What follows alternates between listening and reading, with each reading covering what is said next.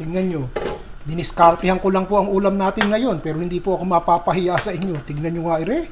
Alam nyo, ito pong ulam na ibinahagi ko sa inyo ngayon, hindi ko po inaasahang magiging ganito kasarap nito eh. Kadalasan kapag ka po ako hindi nag-iisip, kuha lang ako ng kuha ng mga rekado sa refrigerator at sa pantry eh. Pinagsama-sama ko, aba, nung matapos masarap pala.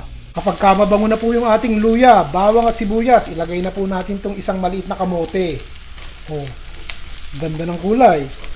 Imbis na karot kamote na lamang. Para mura-mura ng konti, masustansya din naman yan eh. Isama na po natin itong ating piniritong tokwa. At nang mabuhay-buhay ng konti, nasa refrigerator matigas na eh. So hiniwa ko lang po ng malalakit. Ito't kasama na ng ating kamote. Unahin po muna natin itong ating fishball at saka yung kaprasong kikiam. Siya, halo. Lagay ko na po itong ating kaldo. Yung ating pinagpakuluan ng buto. Lagay po tayo ng konting mantika at painitin po natin yan.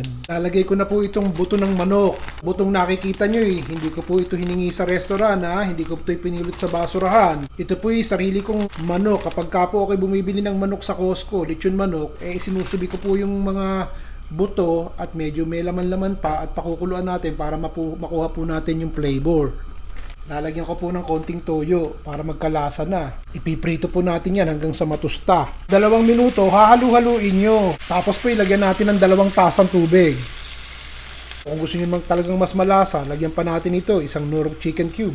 Takpan po natin at hayaan natin kumulo. Ngayon, kumukulo na po. Tatanggalin ko na yung buto at sasalain natin Para po, syempre hindi natin ito lalagay sa ulam natin at pinagbutuhan na to. Discarding nyo na yun kung gusto nyo isama. Pero hindi ko na po isasama.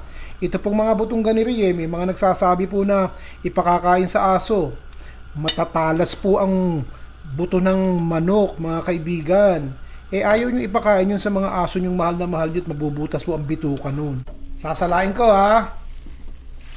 O hindi ba, napakinabangan. Nandun ang lasa Pinrito-prito nyo lang ng konti at nang talagang lumabas yung prito ng manok at may konting toyo lang O yan, sinala natin at napakinabangan. Kaya dapat hindi magtatapon-tapon. Takpan na po natin at hayaan natin kumulo sandali. Ngayon kumukulo na po.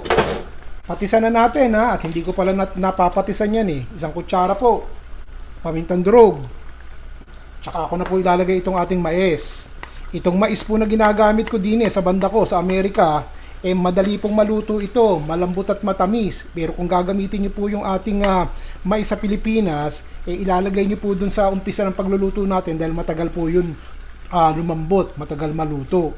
May mga nagko-comment po kasi na bakit inihuhuli ko yung mais Ganun po ang istorya ng mais din sa Amerika.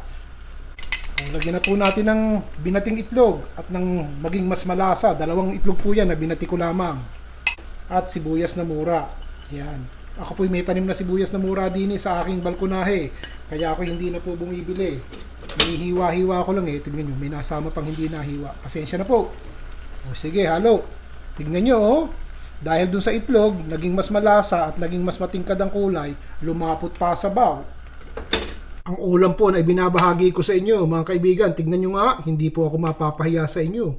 Parang in-order sa restaurant Kung maaamoy nyo lang itong ating ulam. Pray, dinagdagan ko ng konting sabaw. Medyo lumapot dagdagan nyo Diskarte lang yan.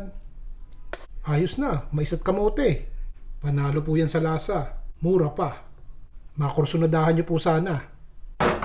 Lalagay lang po ako ng katitik nang matikman sa harapan nyo. Tikman natin Naku po mahabagin. Sarap nitong sopas na mais. Yung ilang po yung nagsasabing hindi ko raw po kinakain yung niluluto ko. Ayan, patunay po. Sarap na sarap ako kahit nga po walang kanin Ayos na ayos.